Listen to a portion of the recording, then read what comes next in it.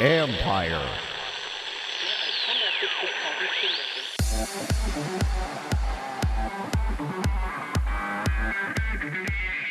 The digital age has redefined what an autograph is. If I own a piece of physical memorabilia, being able to track down that owner and provide them with a one-to-one or one-to-many experience is going to be really difficult. In the digital world, they can broadcast to an audience at scale, broadcast to their community of collectors and fans and enthusiasts. That's Dylan Rosenblatt, CEO of Autograph, a modern NFT company looking to alter how fans interact with stars. This is the Future Sport Podcast. I'm Bram Weinstein.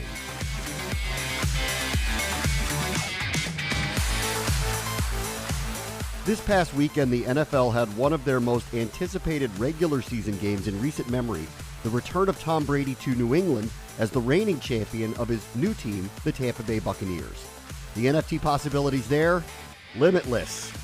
Now, this comes as no surprise to Brady himself, a primary investor in Autograph, which seeks to redefine the digital collectible landscape.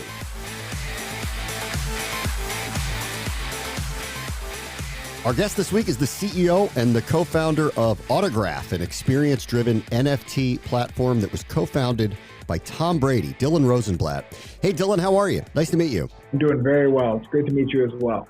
Tell me a little bit about Autograph. How do you guys separate yourself in what has become a very competitive NFT creation marketplace? Yeah, it's been pretty incredible to see how the market's changed and adjusted even in just the short few months that we've been a part of it. But the way I see us being different centrally is that our focus is on the talent and the icons. And we have multi-year exclusive deals with our talent. So we're going to be able to bring our community and our audience unprecedented access to this talent. And if you look at Tom Brady, Wayne Gretzky, Naomi Osaka, Simone Biles, Derek Jeter, Tony Hawk, and the talent that we've yet to announce, they all have such vast audiences and the ability to build these communities through the medium of NFTs. So I really see us being that place for community built around some of the biggest talent in the space and in the world. That's cool. All right. So tell us about the products themselves, the NFTs themselves. What are you building and what are you putting out on the marketplace? The product that you can see today is actually sold through the DraftKings marketplace, and there are preseason access passes.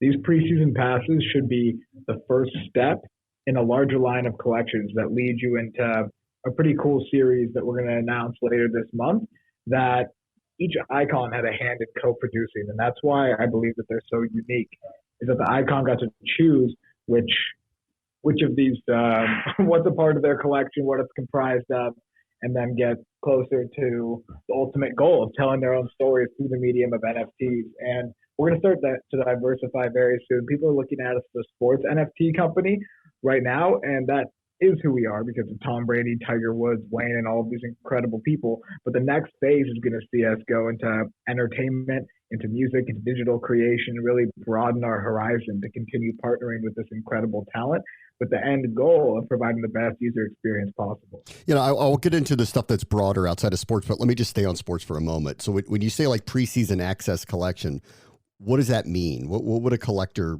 get out of that? The first thing that I can say about it is that there's been overwhelming demand for our drops. There's been over 30,000 people queuing up for all the limited quantity of these cards, 5,000 at the max, all the way down to 12 for the Ruby signed editions. So it's going to give preseason holders their own day to purchase, their own time to come into the DraftKings marketplace and ensure they can get their hands on the next collection and continue down the roadmap and the user goals that we've set forward. Let me ask you just a broad question about the collectible marketplace because of what's happened here, especially over the last month where Fanatics has come in and usurped Topps in traditional cardboard trading cards and Panini as well. And there's just been a massive boom and growth in all of the collectible market space, from tangible items to NFT items as well. Could you say that you saw this coming, or are you surprised by what's happening? Could you just generally talk about the collectible marketplace? Absolutely. I'm actually a big physical collector myself. I love collecting football and basketball cards centrally.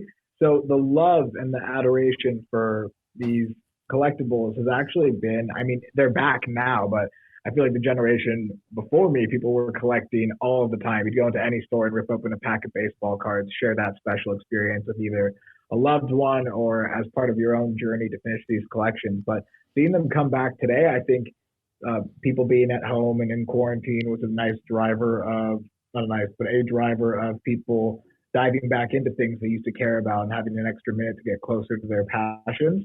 So I can't say that I saw it coming until it started happening, but I think you saw in 2019 when Top Shot come out, them coming into the market in a really, really interesting way with a league type of deal. And the moment that I saw that project, it was clear there was a market here. And then what's happened after that with Fanatics and Candy, I think, is just telling of the space and the opportunity. The new era of digital collecting is coming. The way that I see it, people have a ton of versatility and opportunity to be engaged differently and engage with their favorite leagues and athletes and icons in better and more unique ways. So I think the era of digital collecting is here and that it's here to stay. And as a part of Autograph and a part of this team, we think that we can be different in this market by focusing on the actual talent, because there's a lot of these league deals and they're going to do incredibly well the same way that they do in the physical world. But I don't think that the scale, people have been able to scale correctly or in the right way to really capture and lionize talent in the market. Okay, so let's stay on that for a moment. What do you think the difference would be in terms of scale, and how would they do that, in your words, correctly? Well, no, that's a great question. I think that it's because talent has the ability to get closer to their audience in the digital world that's really hard in the physical. If I own a piece of physical memorabilia, being able to track down that owner and provide them with a one-to-one or one-to-many experience is going to be really difficult. In the digital world, they can broadcast to an audience at scale, broadcast to their community of collectors and fans and enthusiasts that are a part of the journey and have bought something to get one step closer to them. I think the way that the talent can get one step closer in a way that works within their generally very busy schedules is through leveraging the audience and the ability to broadcast to the digital world. So I think it's being able to provide that connection, that uniqueness. And then I also think being able to add, like on Autograph specifically, individual digital signatures makes the signing so much easier. I've been on live signings with every single one of our talent. And the way that we do it actually is we have the talent sign each one. There were 287 in the preseason collection. They sign each of them with an iPad stylus. They can choose how and when to do it, where to sign it. And they've said this is a really simple experience. There was no shipping. They don't have to send me new items. I don't have to pull a new one onto the table to add another signature to it. So I think it's really the ease, the simplicity, and the ability to access an audience at scale that makes digital connections to individual icons much simpler and easier to actualize. Okay, so let me get to the idea of scarcity and how you think about that as you kind of grow these brands. Obviously, you know, through the years, these tangible collectibles, there became scarcity to them, and therefore the value of them went up over time. How do you kind of view in this digital collectible marketplace the idea of scarcity? I think scarcity brings you close to what an original is. In the art world, a one-of-one piece of art is more rare than a print. I think the scarcity is the same thing in the digital world, and you have to trust the company and provider that if they say there are only one of something, there are only truly going to be one of them minted. And I don't mean to plug Autograph here, but the way that we really look at ourselves is the official partner of these talent, the official partner of Lionsgate and all these different franchises. So what we produce with them is going to be legitimate. It's not going to be a copy. It's going to be one of one originals, one of many originals, whatever it is. They're officially licensed NFTs, which I think adds to our own value proposition that, yeah, these are legitimate and these are going to be scarce. But to relate back to the original question, I think a one-of-one, whether it's physical or digital, is always going to be really meaningful and valuable. Okay, you must get this question a million times, but I'll ask it anyway. Do you think there's a bubble that exists in this market growth of NFTs? The way that I look at this market, I touched on at the beginning of the call, is that it's exciting. The market keeps changing again and again. So whatever people are looking at today as the NFT market likely is going to be entirely different 6 months from now as new people enter the space and more people come in. I do not think that it's a bubble. I think that NFTs are here to stay. They're going to be a form of social currency, a medium for collecting, a medium to build community. And as such, they're a disruptive technology. Some really, really impressive people have been calling this the same way that they felt when the internet got started. I think it's that disruptive of a technology. So I believe that it's here to stay, and it's just going to change again and again, and that we all should be excited for the ride.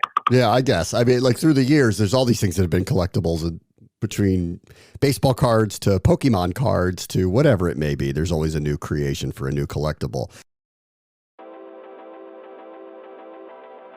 When fans come to you and say, what do we want from these athletes or these other entertainers or whoever, the famous people that you're going to be working with, what do fans tell you that they want? We've had a small data and proof point here. If you go to the Autograph Discord, Tom Brady has actually jumped in. He's dropped some of his classic Tom lines, dropped a couple LFGs for the community, and people have gotten genuinely excited. You should see the way they activate when they get to interact with Tom in that kind of one-to-one setting. And today, actually, we have Tony Hawk jumping in the Discord for a live conversation, Q&A. Fans that hold certain tiers of his preseason passes get to jump on stage and ask questions. So back to the original point, they want interaction with the talent. They're jumping into our project and joining along for the ride because these incredible people are involved in it. I want to build out the Autograph brand, team, and community to be the reason that they're there long term as well. But day one, I think it's because they want to be close to these icons and own a piece of digital history. Tony Hawk, the greatest skateboarder of all time, is going to be jumping on, talking, dropping his future collections, and bringing people that one incremental step closer. So that's what I think they really want, is some form of interaction in a way that you can get past spectating, because viewership is no longer enough. This is a way to get involved in the action. And on the other end of it, when the athletes or entertainers come to you, what are their ideas? What do they want to create for their fans? That's been one of the most fun parts about running this business, is we sit down with them and the first question we ask is, what are your goals? What's going on in your world, in your life? How can we help cement your legacy in the digital world? So we've heard different things across the board. Some of them want to relate, like Derek Jeter's Hall of Fame speech and collection. I wouldn't be surprised if you saw some of that coming through in his first collection drop in the month of November for Mr. November. Tom's been really excited to share how he got started to where he is today, and start to tell that through lionizing their story. And some of our talent have just said, this is something that the public doesn't really know about me. This is something that I do before every competition, before every game.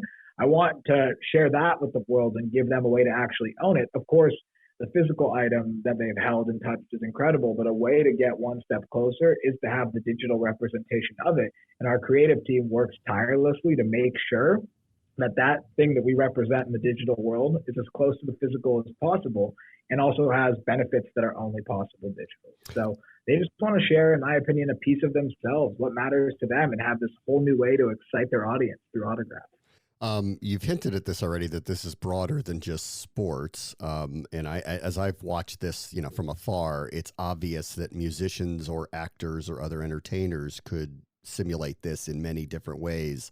I assume that's what you're talking about here. I don't know what you can share, but outside of the sports realm, what are you guys thinking about? And if you can share any of the people that you're working with, we'd like to hear about it. Well, what I can share, some of the individual talent I actually can't share yet.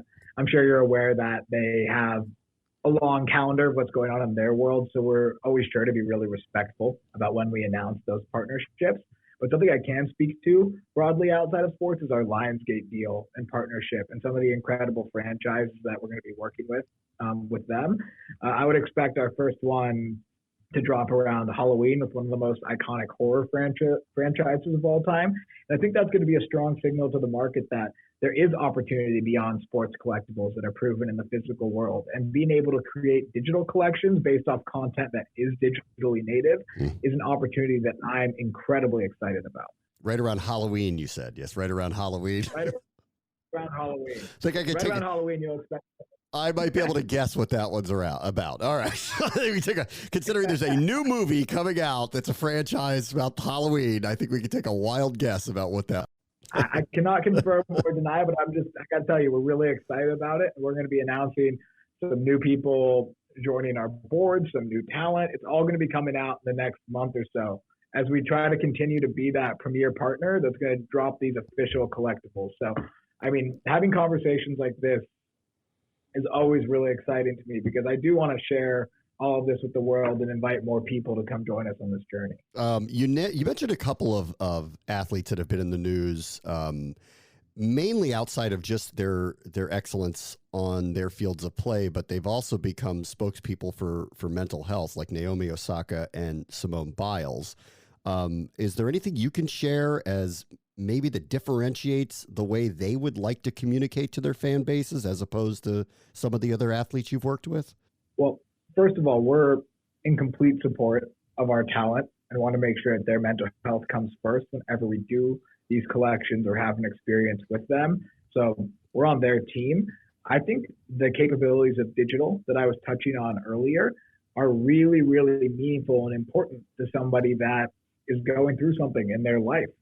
They might not have the bandwidth or feel like they can go to an in-person meet and greet or to be able to provide an experience that they could have at a time where they were at their peaks.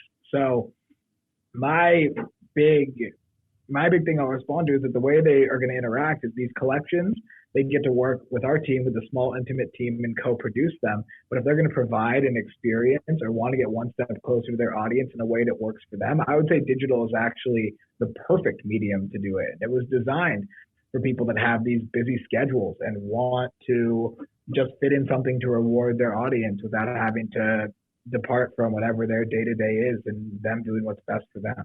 All right, last thing for you. I'll just want to be a fanboy for a moment. How did you get hooked up with Tom Brady? How did that happen? I mean, Tom's been somebody that I've actually known for a long time, and it's been pretty incredible working with him. It was always a dream of mine. Maybe one day you could do something with Tom.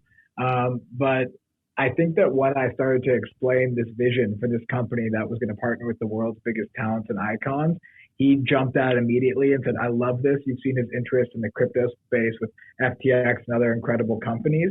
So he's been a true co-founder, co-chairman of the company. It's been fantastic. So yeah, when this idea sparked, it was just a very seed of the idea. I'm sure since you interview all these incredible people about their startup journeys, it pivots a ton of times. But when it was barely even a seed of an idea, Tom was one of the first people that I brought it to, and he dove in full speed ahead. Right now during football season, I'm trying to let him focus on going to 3-0 after 2-0. But he really was the driving force that got a ton of people around us excited and is going to continue to be involved and lead this company. 3-0. How about 17-0? Let's do the ultimate mic drop, right? I'm ready for 17-0. Oh, it's Buccaneers all the way. Yeah. I cannot wait. NFC's there. All-time mic drop. All right, Dylan Rosenblatt, CEO of Autograph. Thank you so much for joining us. Thank you, Bram. It was a pleasure. On the next Future Sport podcast, a home boxing workout has become an outlet to become an entertainment company. The patrons there are dressed up in cosplay outfits, Mario, Luigi, and Princess Peach, right?